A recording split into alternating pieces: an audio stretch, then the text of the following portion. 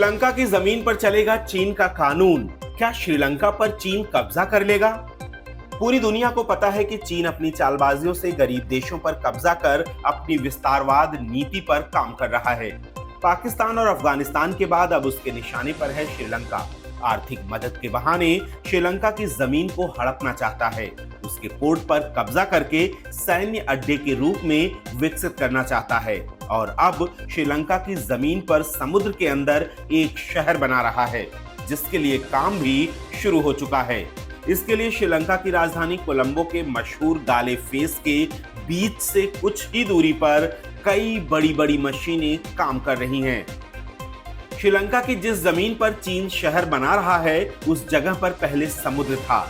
इस काम को शुरू करने के लिए काफी ज्यादा एरिया में मिट्टी और रेत डालकर समंदर को पाट दिया और फिर उसके अंदर एक पूरा शहर बसाया जा रहा है। और सबसे दिलचस्प बात ये कि इसमें श्रीलंका के लोगों के लिए नो एंट्री होगी।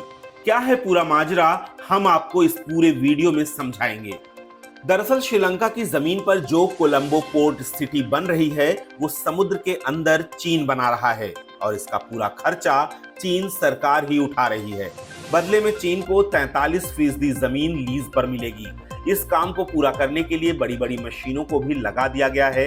इस शहर को बसाने के लिए पुलिस की इजाजत भी नहीं ली गई, यानी बिना एनओसी के चीन ने श्रीलंका की जमीन पर शहर बनाना शुरू कर दिया है।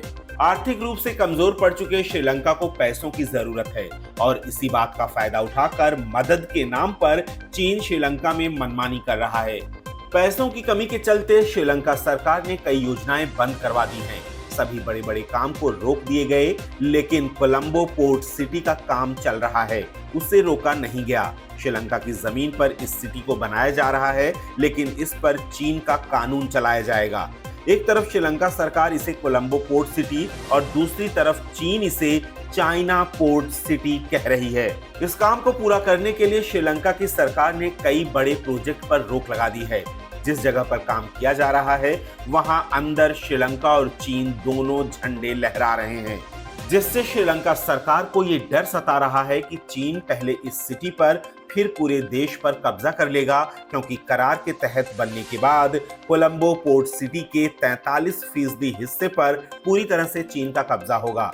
श्रीलंका की सरकार ने नियमों के खिलाफ जाकर ये सिटी बनाने की अनुमति दी है, इसीलिए यहाँ चीन के नियम चलेंगे।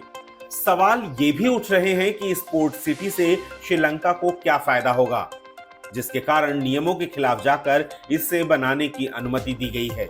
इस प्रोजेक्ट के दम पर श्रीलंका सरकार ने देश की जनता से लाखों नौकरियों का वादा किया है। श्रीलंका भी दुबई, हांगकांग की तरह बनेगा। इस पोर्ट सिटी को बनाने का ठेका चीनी कंपनी को दिया गया। इस काम को पूरा करने के लिए संसद ने जल्दी ही बिल पास करवाया। कोलंबो पोर्ट में होटल, ऑफिस और घर सभी चीजें बनाई जा रही हैं। जल्द ही चीन इस प्रोजेक्ट को कंप्लीट करेगा। आपको बता दें कि इसके अंदर बौद्ध टेम्पल और एयरपोर्ट जैसी सुविधाएं होंगी। इस सिटी के अंदर मीडिया को जाने की अनुमति नहीं है।